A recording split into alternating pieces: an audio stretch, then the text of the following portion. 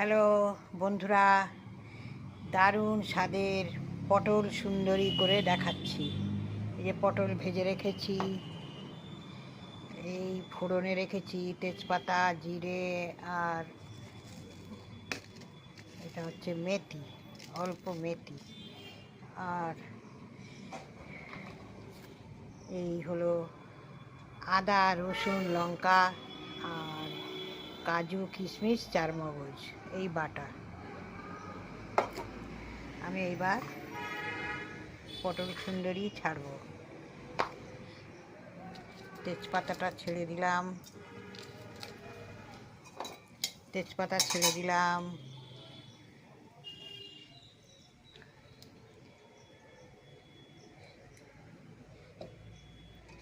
তেজপাতাটা ছেড়ে দিলাম, জিরে ফোড়ন দিলাম,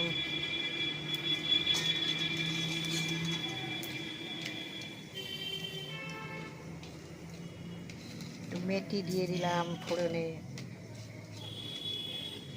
তো বন্ধুরা, ঢাকাটা খুললাম।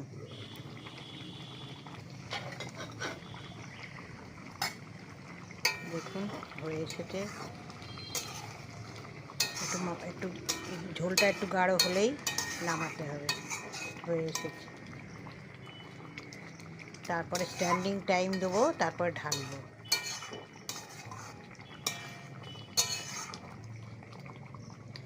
পটলটা গলে গেছে, পটল পটল সিদ্ধ হয়ে গেছে।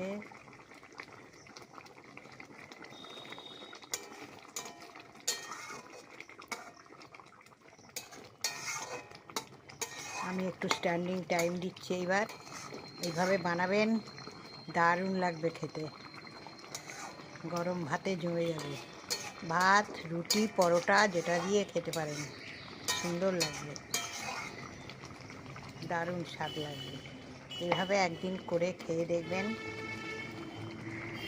লাইক করবেন।